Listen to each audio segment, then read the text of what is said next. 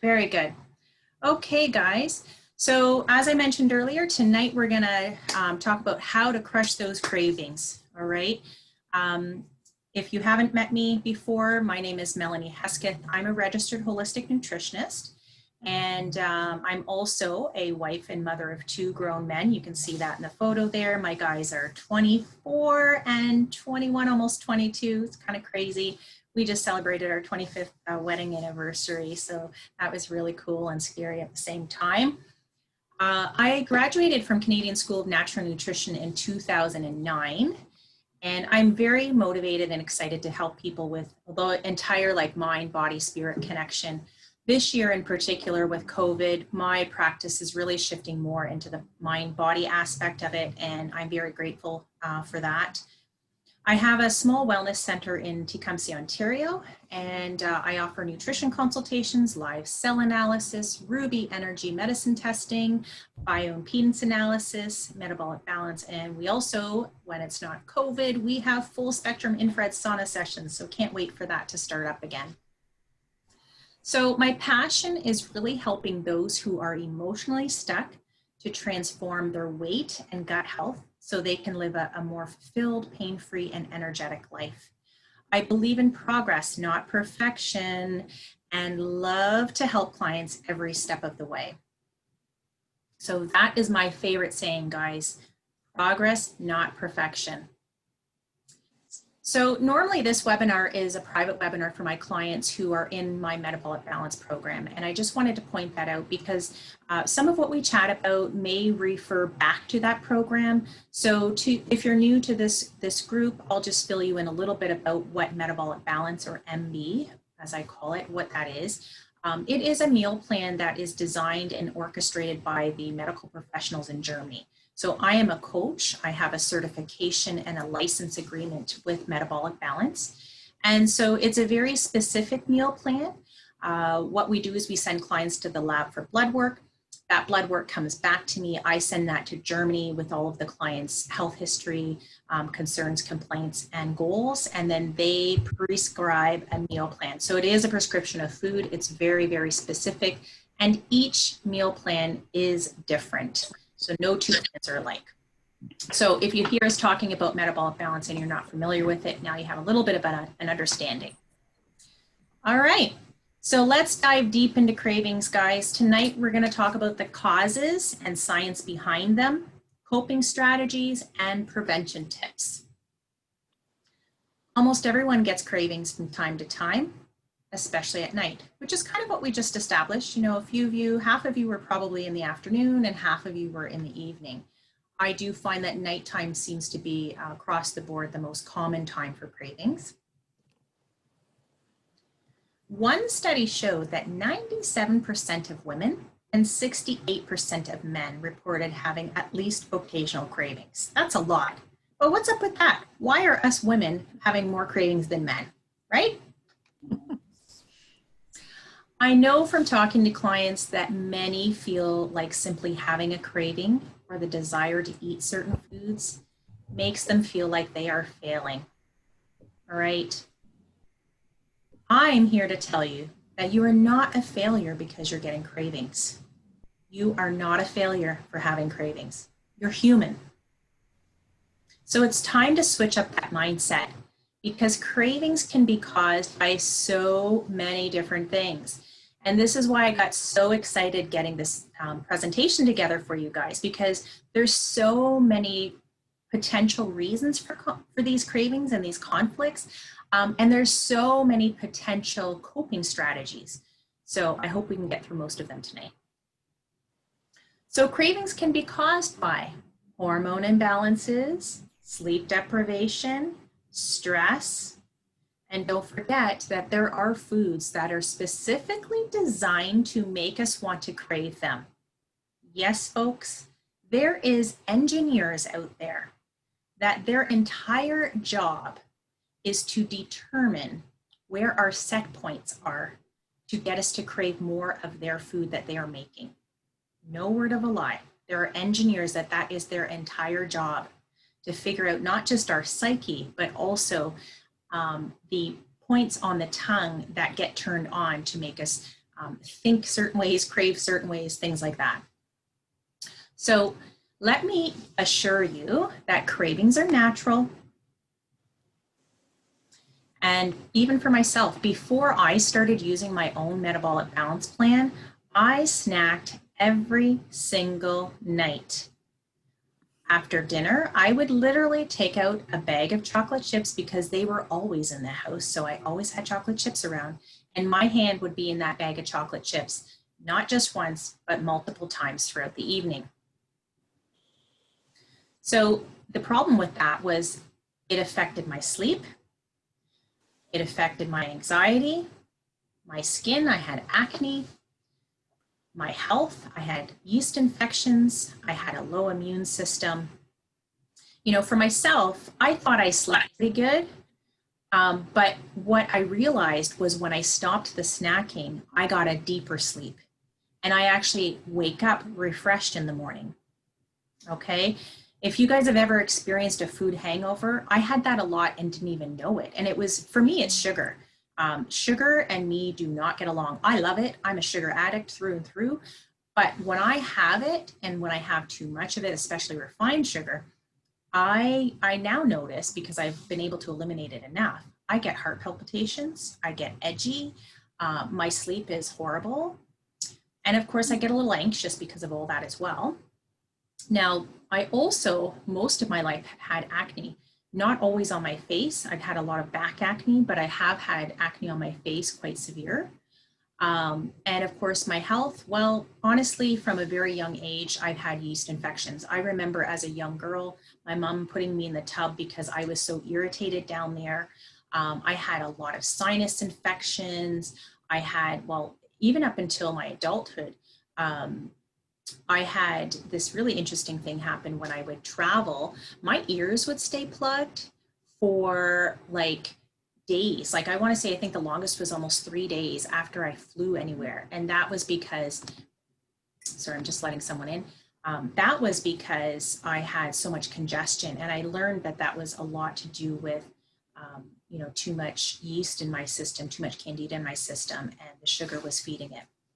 And then the other thing that used to happen to me all the time, and knock on wood, it doesn't happen too often anymore, but like clockwork, every November, and I remember this because November was is the month of my nephew's birthday. Every November would get laryngitis, severe. So, you know what? I may just so we don't have too many interruptions. I don't know how to mute you guys, but that's okay. If you guys know how to mute yourself, you can, if it's too distracting. But yeah, no word of lie. And then it got to the point where just before I became a nutritionist, I would get laryngitis several times a year. So I have no doubt that it has to do with a lot of things. First, I had to clear my throat chakra for one thing, but I also had to start nourishing my body better. So that's just a little bit about how things have affected me as far as cravings and such.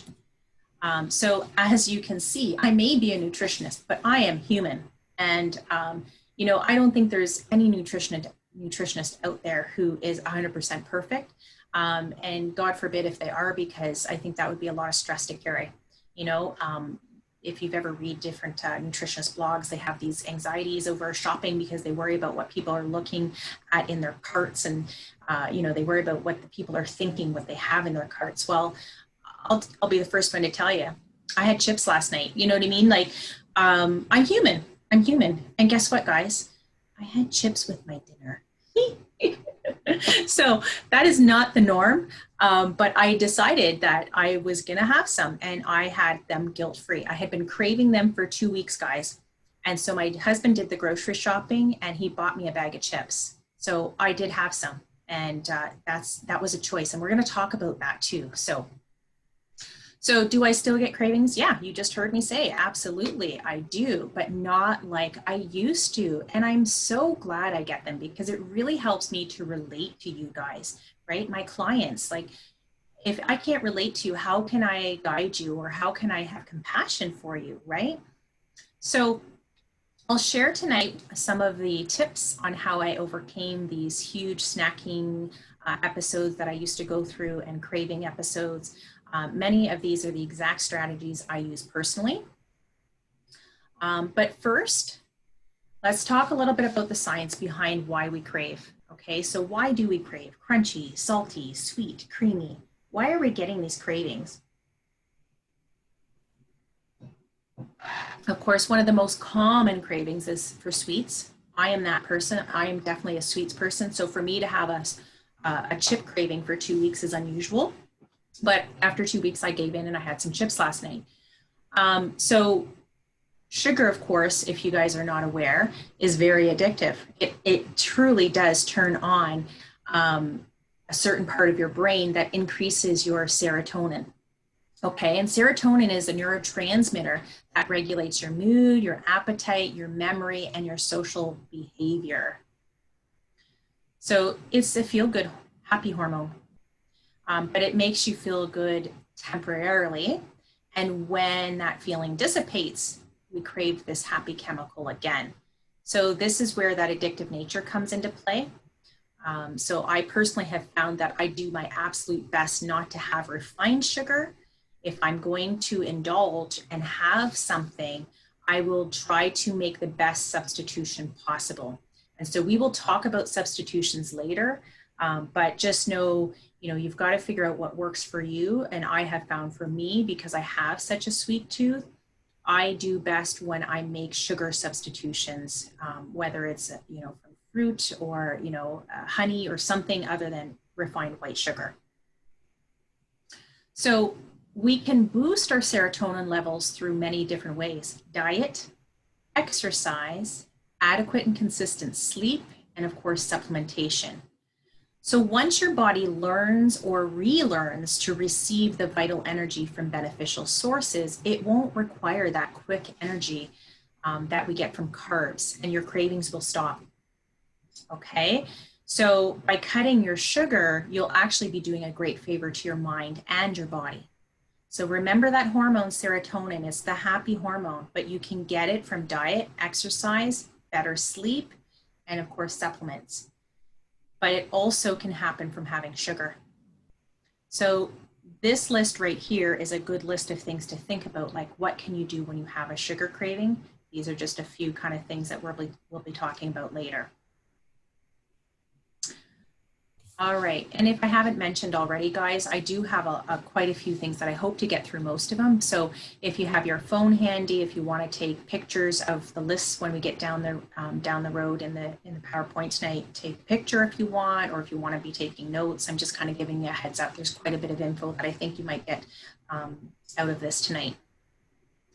So the number one major cause of cravings: how much you eat and drink throughout the day, and the specific types of food you eat and drink play an important role in your cravings.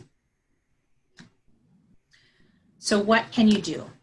Well, number one, and my clients know this, you guys hear me say this all the time: drink enough water.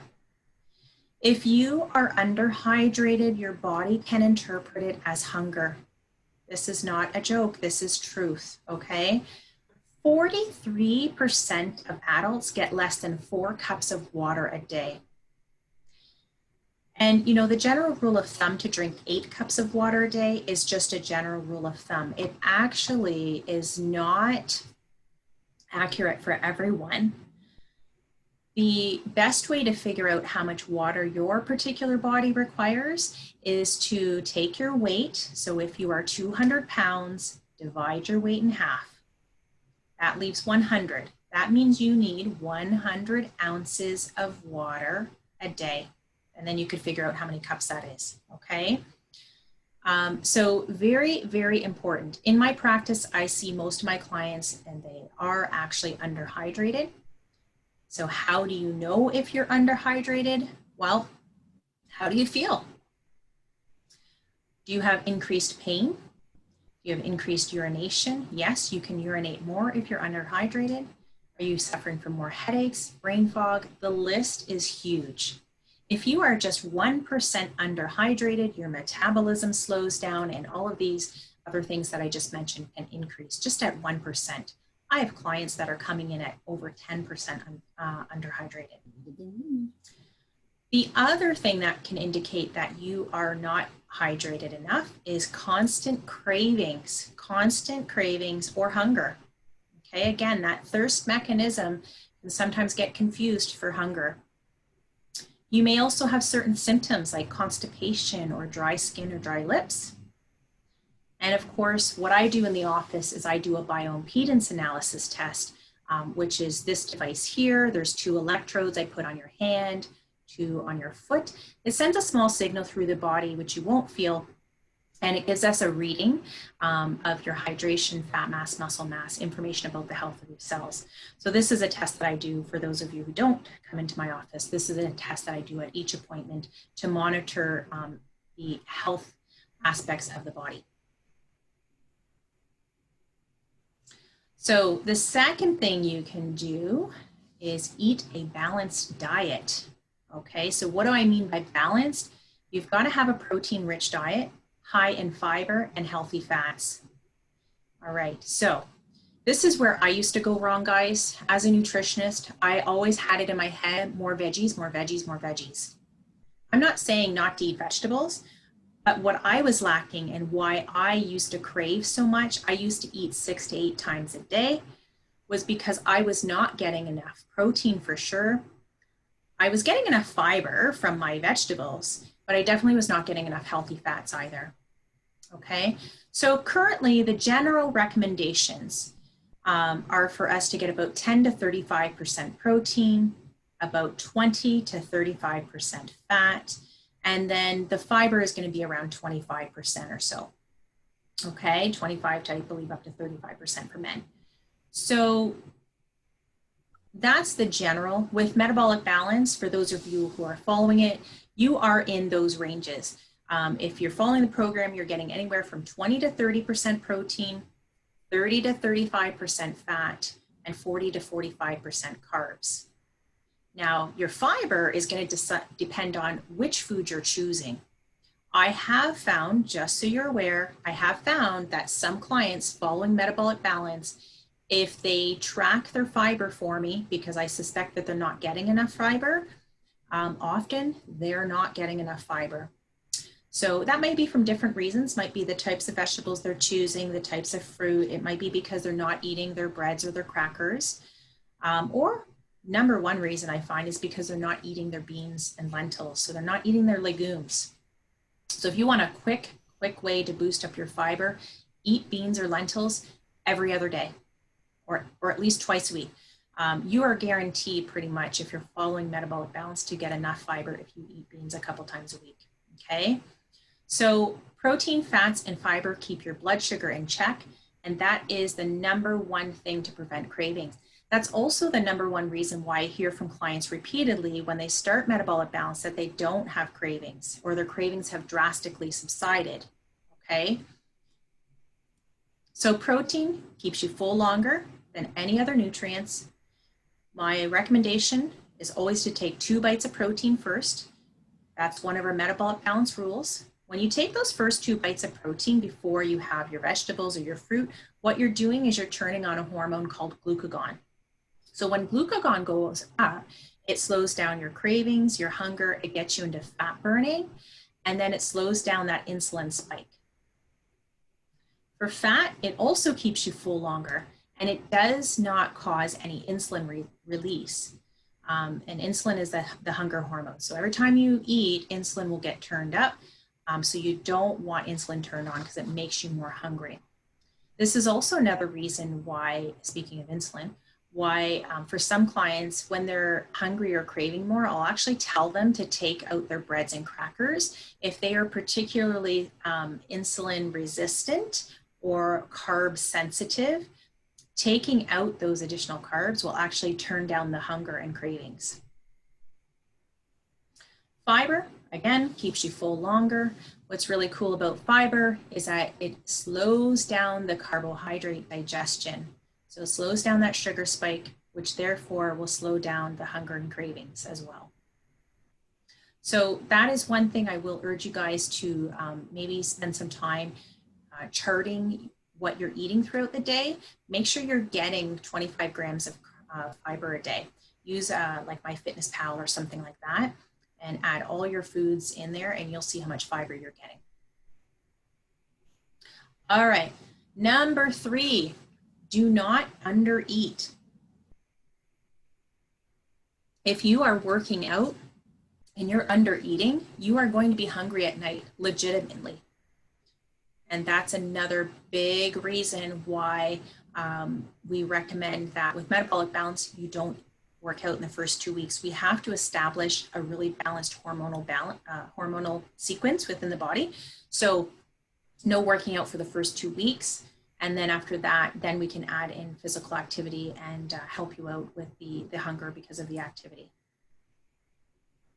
All right, so how do you know if you're getting a balanced diet? Well, once again, how are you feeling? How's your mood? How's your energy? How's your sleep? If you're lacking in things, you might be more tired. You might be moody. You might be cranky. You might not be sleeping so good. As I mentioned, use a tracker. So something like MyFitnessPal or something similar. Maybe track your calories and your macros. I listed, what your macros should be. So your macros, in case you're not sure what that is your carbs, your fats, and your proteins. So those really need to be balanced out in order to stop the cravings. Another really good reason why with metabolic balance, we recommend 3 tablespoons of oil a day. That fat is super, super important. And of course, you can see a practitioner who's trained in nutrition to guide you if you're still not sure if you're getting what you need. And that's where metabolic balance has been a blessing for me, because I could look at your macros, I could look at, what you're eating, and I could think you're doing pretty good, but you may still have these symptoms, and I can just send you to the lab for blood work, send that off to metabolic balance with all of your health history, medication, symptoms, and then they prescribe a meal plan for you, which is designed to optimize all of your nutrients and optimize your health. All right, so if you have your diet and hydration in check, it can make a huge difference with the other factor that plays a big role in your cravings, and that is your circadian rhythm. So this is your internal clock, okay? It controls many things. It controls when you're hungry, when you're tired, when you have more energy. It can also trigger your hunger at night. This is a big thing that I'm working on personally. I'm not really good at listening to my circadian rhythm. I, by nature, have always thought that I am a night owl. I tend to stay up too late. And then guess what happens? I get tired, but I'm not listening to those symptoms. And then I'm like, well, I'll get something to nibble on, or at least that's what I used to do when I would stay up till midnight or later.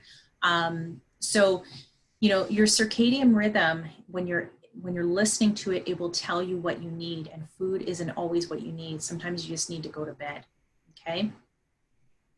So when you're feeling full and feeling satisfied, you're far better equipped to deal with these cravings than when you haven't eaten enough or got a well-rounded diet throughout the day.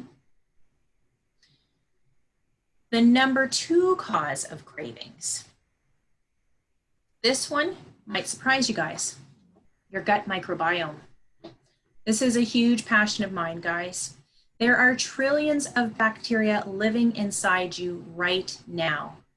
We actually have more bacteria in and on our body than we do human cells. There are hundreds of different kinds of bacteria. Some are helpful, some are not so helpful.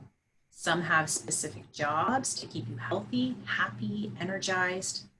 But all of these different bacteria feed on the different foods that we eat. Some like fat, others like sugar.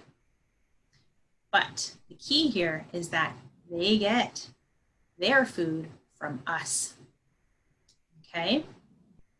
So there's so much research in the microbiome department, and I just find it fascinating, absolutely fascinating.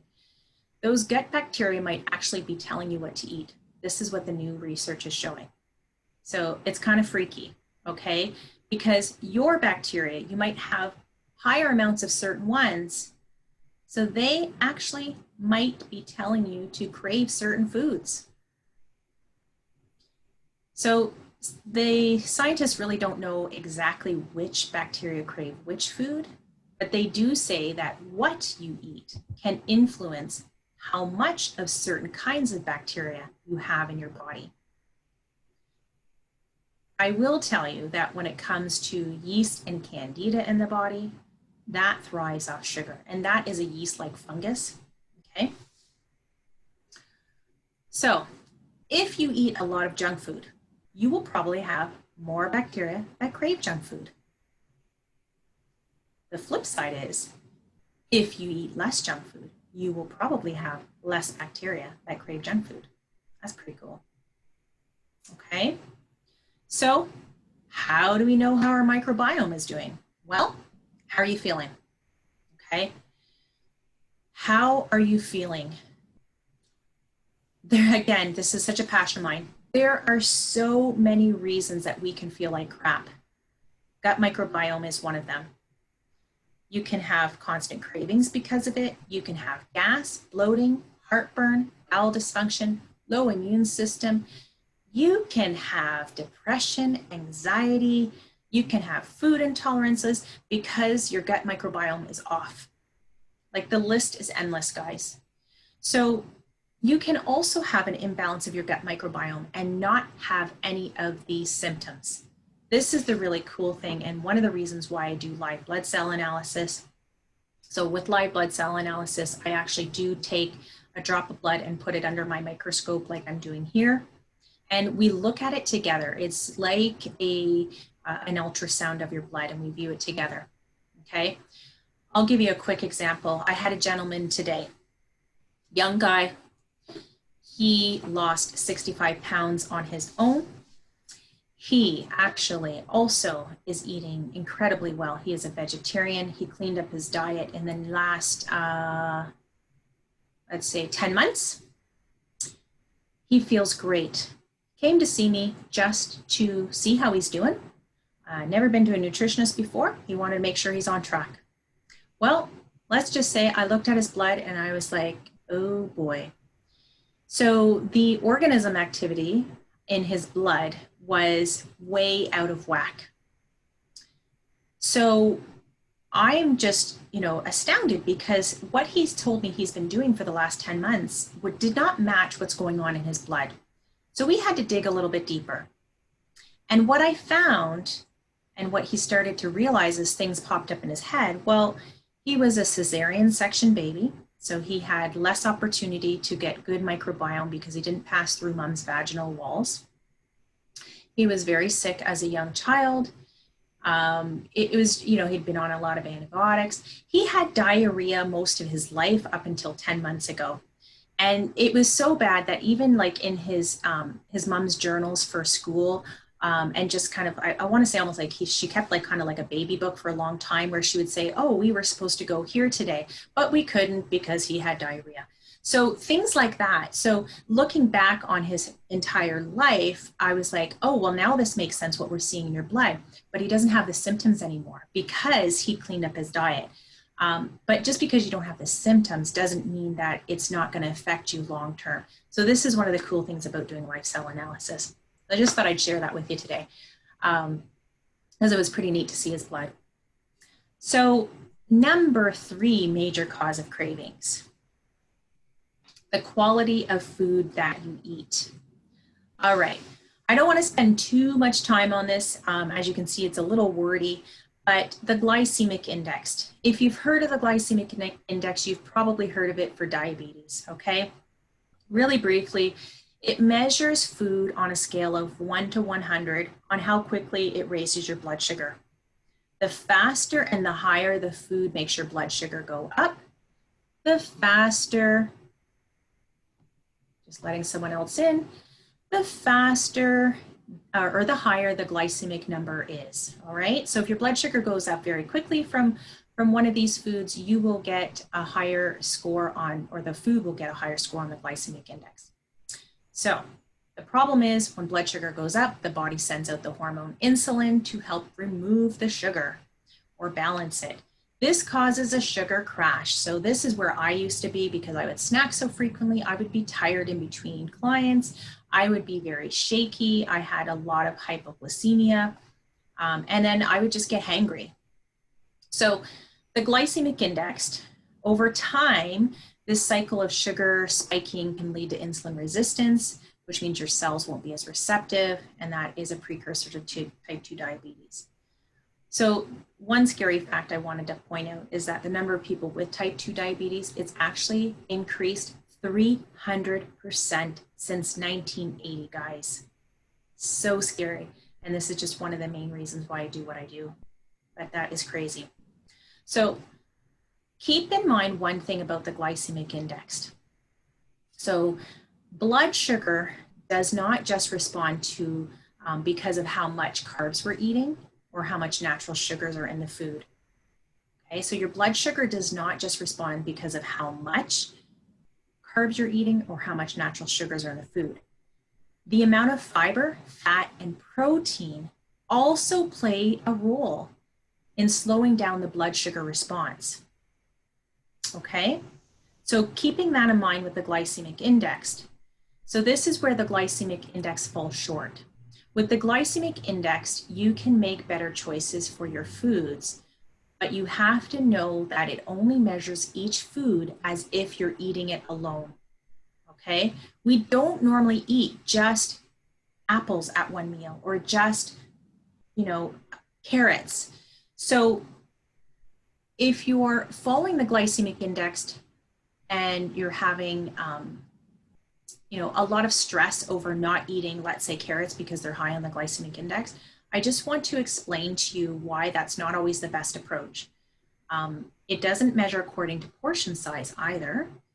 And food is much more than just sugar impact. There's also vitamins and minerals that are important. So the one thing about it not measuring according to portion size, carrots are a prime example.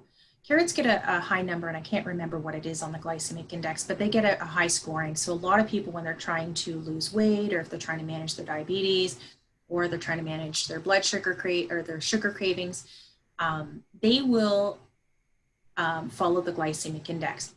So let's say carrots are one food that you're not going to eat because it's high on the glycemic index. For carrots to be considered high on the glycemic index, I should back up, sorry. The glycemic index works off of 50 grams of carbs per food. So 50 grams of carbs will look different for each food. And for carrots, what 50 grams of carbs looks like is a bag of carrots. So when's the last time you ate a bag of carrots at a meal? Probably, possibly not ever. So it's not really accurate. And then the second thing about only basing your food choices on the glycemic index is that there's so much more to it than that. I can't remember the numbers, but let's take, what are those, M&Ms with peanuts in them? They actually score for a portion, if you're only going to eat a portion of them, they score pretty low on the glycemic index. I want to say like 32 or something, whereas you can eat, other foods that are healthy vegetables, and they're going to score higher on the glycemic index. So obviously, what's better for you? Well, the vegetables with the nutrients in it, rather than the empty calories and the sugar in the M&Ms that are going to rob you of nutrients. So just wanted to clarify that a little bit for you. And so when you consider all that, this is why our metabolic balance program uses the glycemic load, because it helps to curb additional cravings. When you have something high on the glycemic index, you can change the load by balancing it out with protein, healthy fat, and fiber. So with metabolic balance, we follow the glycemic load even for measuring specific foods on their own, because it looks at the portion size, and it also looks at the combination of foods that you would be eating. So just like grandma used to teach us, our grandmas used to say a good old-fashioned square meal, very important. All right, the number 4 major cause of cravings. Emotional eating. Absolutely, I would say for me, that's probably my number 1. According to the American Psychological Association, at least 1/3 of people have reported they eat when they are stressed. I can put my hand up to that 10 times, absolutely. Emotional eating starts very young, and over the years, it becomes a habit. We don't even realize we're doing it. How often have you, been in the middle of something and you're getting stressed out, so you get up mindlessly and go to the fridge or go to the cupboard and get some snacks? I mean, it's so common. So, emotional eating. You might be eating to numb out feelings or emotions. You might have had a stressful day at work or a confrontation with someone. You might be tired. You might be out of sorts. You might be bored. There's a lot of negative reasons to emotional eat, but it could be the opposite. Maybe you eat to celebrate a win. Maybe you had a promotion. Maybe you got great news.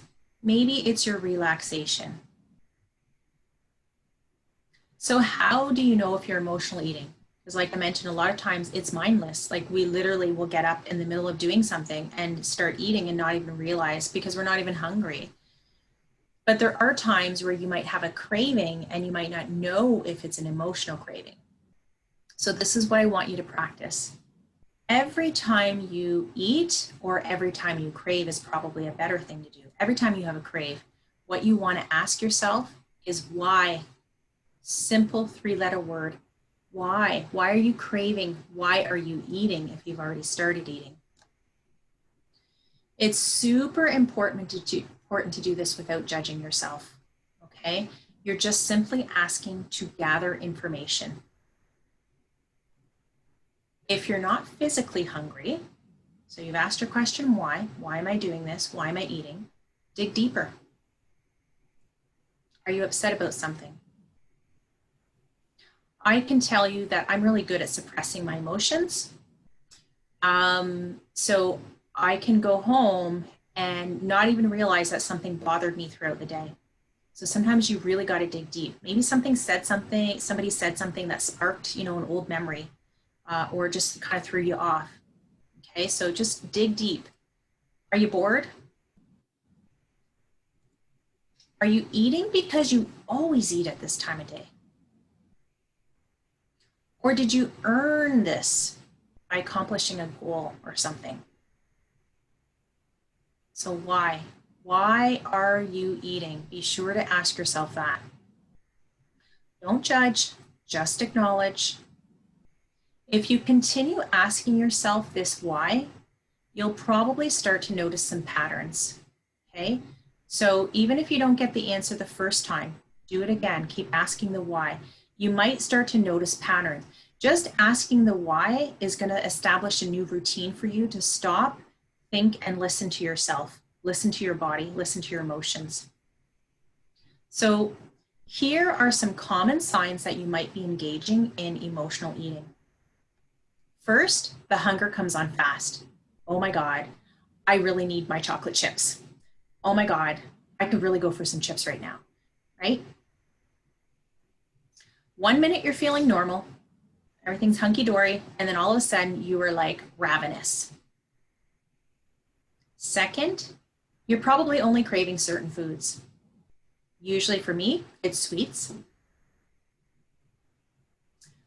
Often it's those comfort snacks, right? A granola bar. Not usually something like a meal or a salad.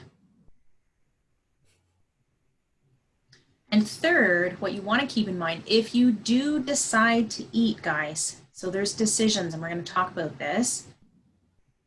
When you do eat it, you don't feel satisfied. I've been there. My husband has looked at me like, what is wrong with you? You just had dinner. Now you're having ice cream. Now you're having a handful of nuts. Now you're having a piece of fruit. Like, what's wrong with you, right? And you just want to keep eating and eating. So that is a really common thing when you are emotionally eating. So finally, once you stop, you feel a little guilty or you regret what you did. Those are all your symptoms that was just pure emotions.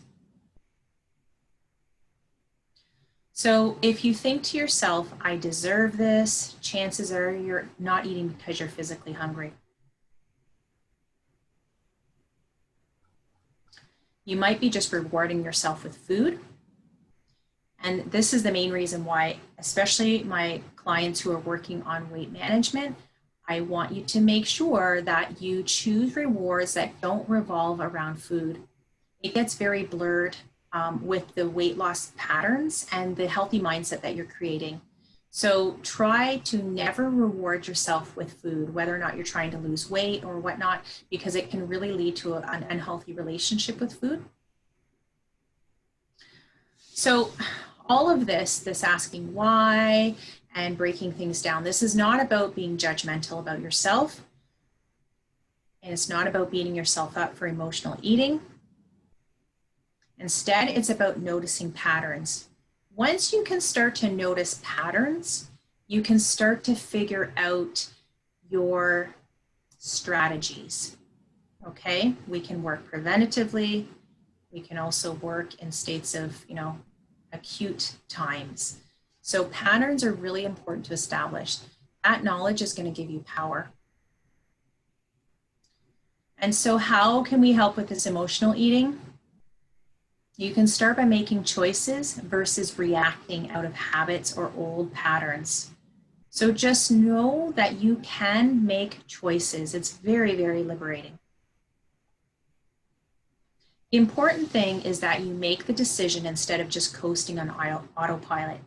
So there's choices. Maybe you do decide that you really want that food and that you deserve it, or choose to celebrate a success with a feast. Maybe that's a choice you've made. Okay, that's awesome.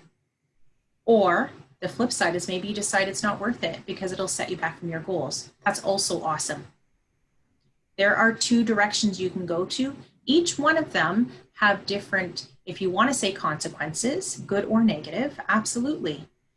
But the thing is that you've got to make the choice and do it without guilt, but do it mindfully. Okay, so let's talk a little bit about coping strategies, guys. I've come up with so many, and like I mentioned earlier in the presentation, many of these I use. And what you'll find is that there are so many, because many are going to work for some people and many are not going to work for those same people.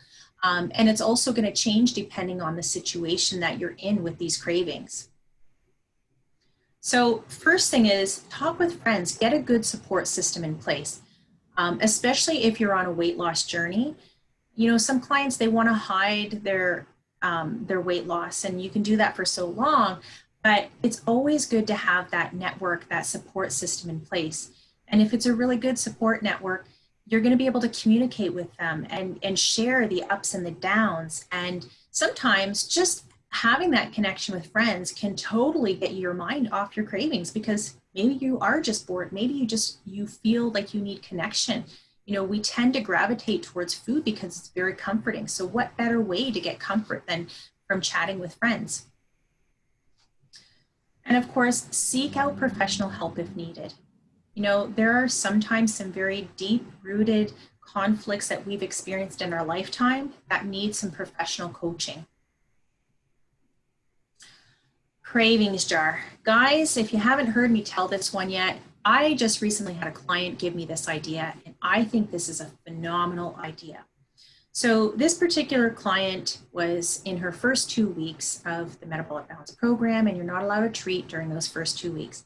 So what she did was create a cravings jar. So in her 2 weeks, I want to say she had 10 cravings. I want to say that's the number. I was around there.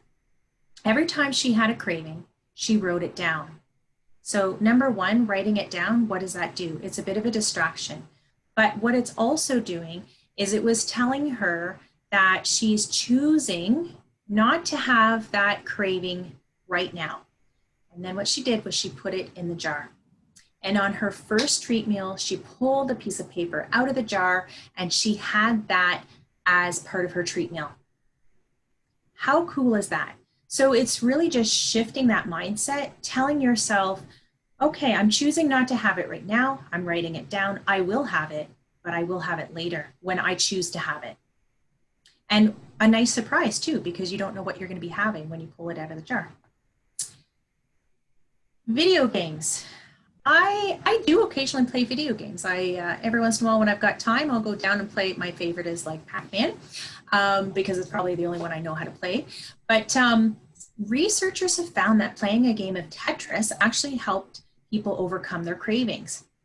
So scientists think that playing the game distracted them long enough for cravings, which, by the way, cravings don't last forever, guys. You're never going to die if you don't indulge in a craving. I promise you, you will not die. But yeah, so just, something to distract you. Video games, games on your phone, whatever you'd like. Now, choices, right? I told you guys what I did last night. I had chips, okay? I had this craving for 2 weeks. And it was just kind of this craving that would come and go. I'm not a chip person, but for whatever reason, this chip craving had been kind of nagging me for the last couple of weeks. So I told my hubby, and he bought me chips. So I had chips last night. That was my choice, okay? But we also have the choice, if we have a craving, to make a substitution. And this is a great example. If you're a carb lover and you love your pasta, why not substitute that pasta with, as an example with this one, your zucchini noodles? I know it's not the same, but it's certainly a healthier choice, even if it's off of your metabolic balance meal plan. I would 100% support you if you said, Mel, I had a craving for pasta. I didn't have it though. What I did was I had zucchini pasta, or maybe you had lentil pasta, or, black bean pasta or something like that. So doing that is a much better substitute. You will feel better after. You're going to feel so much more empowered because you controlled the craving. You may have indulged a bit, but you controlled it. Okay? So substitutions, we can talk a little bit more about that. If you guys have particular cravings at the end, we can maybe even dive in and address specific ones that you're experiencing. For me, this is my downfall. Sugar, right? I love my sugar, but ice cream, guys. I love ice cream. So I don't keep it in the house too often because I have a hard time saying no to it. I've made some substitutions though. One of the things that I do is I will have blended frozen fruit. Okay, so on the best of days when I'm craving ice cream, I will blend up some frozen fruit, sometimes just on its own with water. Sometimes I'll add in coconut milk. And so that is probably on the best of days. On the more worst days where I'm like, I'm having the ice cream, but I'm still trying to control, I will get the smallest little dish. I have these little ramekins that are probably about, I don't know, I don't even know if they're 4-ounce ramekins. They're pretty small. They're like those little cups that maybe a little bit bigger than what like your salad dressing would come in from a restaurant. And I will do that. Okay, so making a substitution, taking control, deciding whether or not I'm going to have it, those are all things that you've got to do. You will feel better about yourself. You'll feel better overall, of course, and you'll feel more empowered. So it's not always about completely saying, no, you're not ever going to have it, because let's face it, that's not realistic. Ice cream. All right. What else can you do? Go for a walk. Distract yourself, kind of like the video game thing. Walking for 15 minutes a day may help overweight people, at least temporarily, reduce cravings.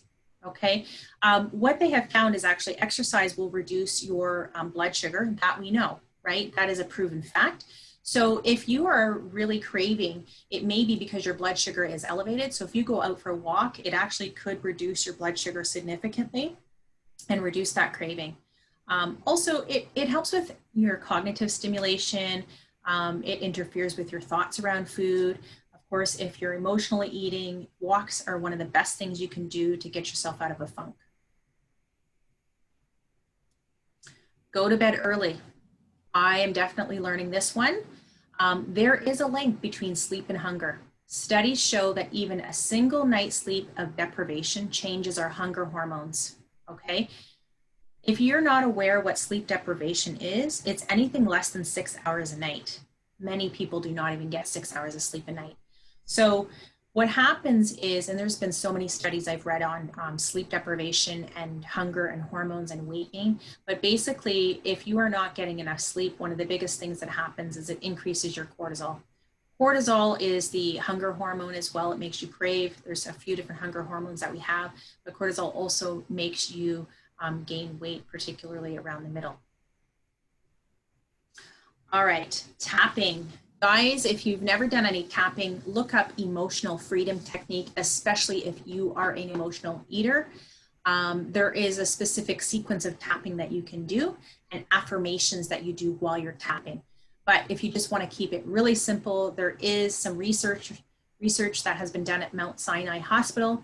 And what they found is that just tapping your forehead, literally just tapping your forehead with either two hands or one hand for about 30 seconds, what this does, it actually will reduce your cravings. So it'll reduce the intensity, and then it just kind of blurs out the image of the food that's happening in your mind. But if you want to look further into emotional freedom technique, as I mentioned, there's a whole sequence with that. All right, remember to eat slower. Slowly eating helps you eat less. After a meal, your gut will suppress a hormone called ghrelin, and this helps to control hunger. But it also releases that the fullness hormone. So these hormones tell your brain that you have eaten, and it helps to reduce your appetite, helps you to stop eating. Studies have shown that people who say they eat fast gain weight over time, and they are more than 115% likely to become obese. So it truly does take time for your brain to get the message that you've eaten. So eat slowly. All right, I told you I got so many tips. I hope you guys are picking up on a few of these. I'm not telling you that you have to do all of these things. But like I mentioned earlier, you know, sometimes you need different types of coping mechanisms for different situations. So if there's any of these that resonate with you, you know, write them down, keep them in the back of your mind. But the key is practice, practice, practice, practice them, okay? I have a few more, maybe more than a few, I should say, additional support ideas for emotional eating, okay? So, essential oils. Guys, essential oils, they are incredibly effective. If you've ever been through the mall and you've walked past the Cinnabon place and you smell those Cinnabons and you are like drooling like I do every time I walk by, just think of this. If you can smell a smell that makes you want to crave, then why can't you smell a smell that will turn off a craving, right? So if you're into essential oils, here's a few that can be very helpful for cravings and hunger.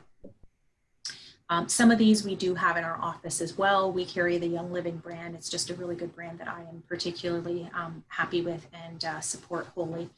So grapefruit. Okay, grapefruit helps to reduce feelings of hunger and wards off your carb and sugar cravings. Dill also helps to feel full after a meal. So remember how I said earlier, if you're craving, you got to go with the opposite. That's where the dill pickles and the olives come into play, and even the grapefruit, the sour. You want to combat the sweet with the sour, okay? Peppermint also helps with feeling full and promotes clarity. And cinnamon bark, cinnamon itself is great for balancing blood sugar. So doing the essential oils can also help with that and appetite suppression. So how would you use these essential oils? Well, you might diffuse them. When you diffuse essential oils, they will get into your bloodstream within, I believe it's like 7 seconds or something crazy, 7 to 20 seconds. I can't remember the exact, but it's super quick. You can also wear a necklace or a bracelet with them, the oils in it. You could also just sniff the bottle. You could carry roller balls. There's so many things you could do. You could just literally just keep a bottle on you and do that. Okay. Crystals. If you are like me, a little woohoo, I'm all about crystals. I listed quite a few here. So you can kind of see there's a number of different ones with different aspects that they do. Okay, so crystals hold different frequencies. Everything is made of frequency. The whole world revolves around frequency. The earth has a frequency. Each of your organs has a frequency. So that part is not woohoo. Everything can be measured in frequencies. So if you're new to crystals, blue apatite is a magical stone. It helps to have a healthy relationship with food. Sodalite helps to boost your metabolism. It encourages healthy food choices, soothes your cravings. Clear quartz helps with making right food choices, helps with clarity and focus. Agate stops the appetite. It encourages more comfort from within. Amethyst is very grounding, helps to heal underlying addiction and urges. Rose quartz handles inner agony, helps get over self-judgment, empowers the mind. And citrine, if you've never noticed, I actually have a huge chunk of citrine right in my office when I meet with you. Citrine is one of abundance. It helps with weight management. It helps with cravings. It also helps with courage. So it's, you know, all of these are wonderful, wonderful things. How would you use crystals? Well, it's a really personal thing. Sometimes I tuck them in my bra. Sometimes I wear them as a bracelet or on a necklace. I meditate with them, and sometimes I just keep them near me. Sometimes they're in my purse, depending on what you want and need from it. Sometimes it's just enough to just hold them and just be with them. So another kind of additional thing you might want to put in your repertoire of craving helpers. Supplements. Okay, this is where you might need some additional help, and that's where I myself might come into play, or another practitioner. There are many supplements that can help with craving. So sometimes food is not enough to get you where you need to be nutrient-wise. But we talked about microbiome. Probiotics are part of that microbiome.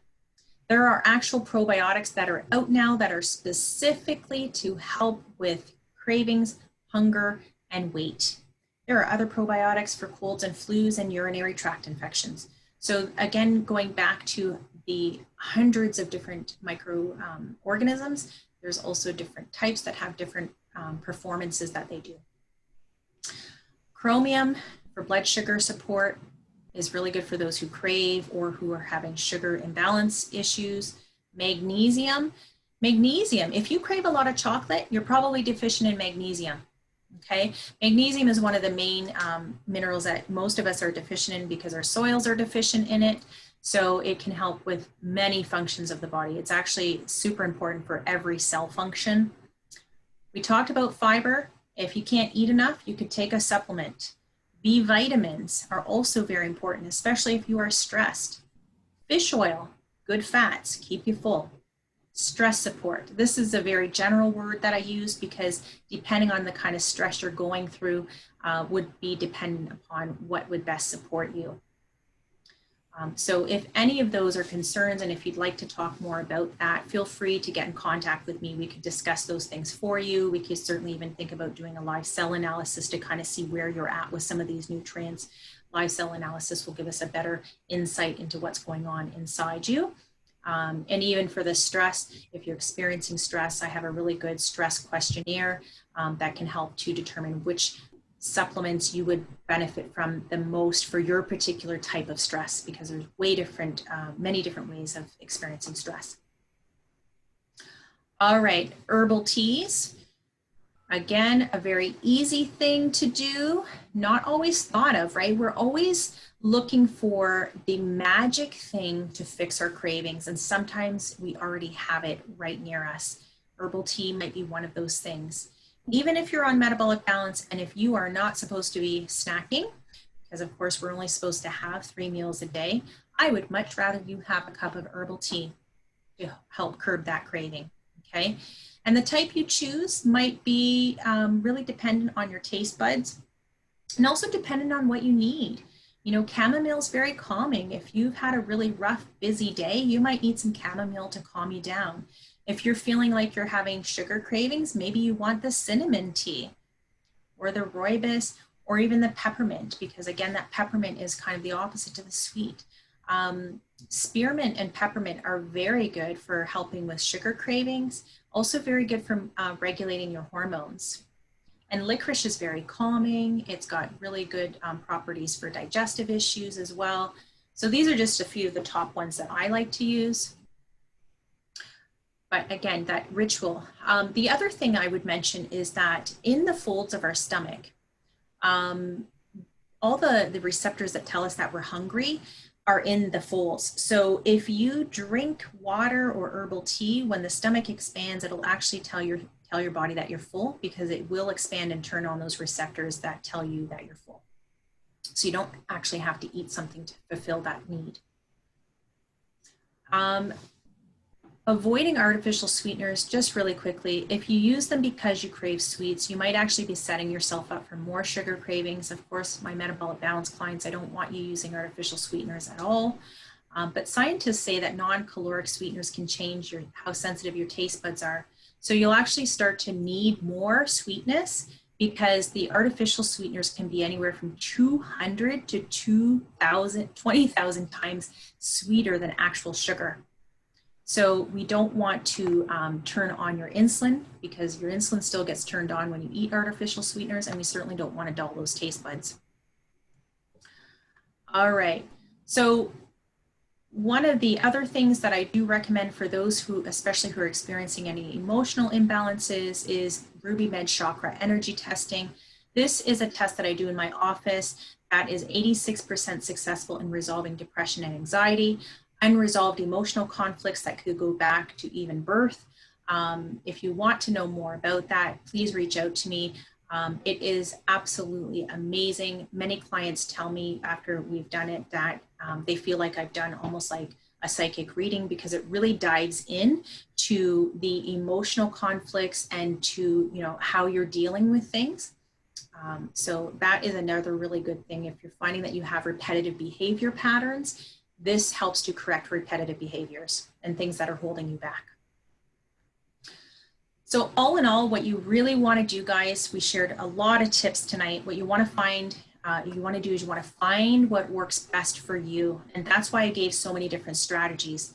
These strategies will change with different circumstances. So you need to ask that question, why? And you need to adjust accordingly, right? If you are feeling a craving because you're bored, why am I craving? Why do I want to eat? Why? Well, I'm bored. Then correct it. Do something that will get you out of the boredom. If you're lonely, call a friend. If you're, you know, having a rough day, call a friend. Like, you just really need to make your adjustments accordingly. I'm sorry that there's no magic answer, but just remember that it is all about progress and not perfection. Progress, not perfection, guys. Every time you go through a craving episode, it is a learning curve for you. It is strengthening you. You've got to work on your willpower. I know it's a really difficult thing to do, but willpower is a muscle, and it only gets stronger by practicing it. That's all. We are not born with willpower. Nobody is born with perfect willpower. Willpower only gets stronger the more you work on it. So if you would like any additional help, guys, I just wanted to let you guys know that if you schedule in an initial consultation for any of the services that I offer, whether you're a new client and you're looking at metabolic balance, or whether you're a current client looking at live cell analysis or RubyMed testing, I wanted to offer you guys $15 off the initial consultation, and you just have to book in within the next 30 days. So to do that, you would just basically either email us or call the office and talk to Billy. So that would be 30 days from today. So that would be, let's say, October 29th. You just got to make an appointment before then, okay? All right, and as a bonus, if you're not aware, I am going to be sending out a free cravings ebook tonight. You probably won't get it tonight, but for those who attended tonight, the live webinar, you're going to receive the ebook, and it will have a lot of what we talked about tonight and some additional stuff in it as well. So that's a little bonus for attending tonight. All right, so I want to open up the lines, and I want to thank you guys so much.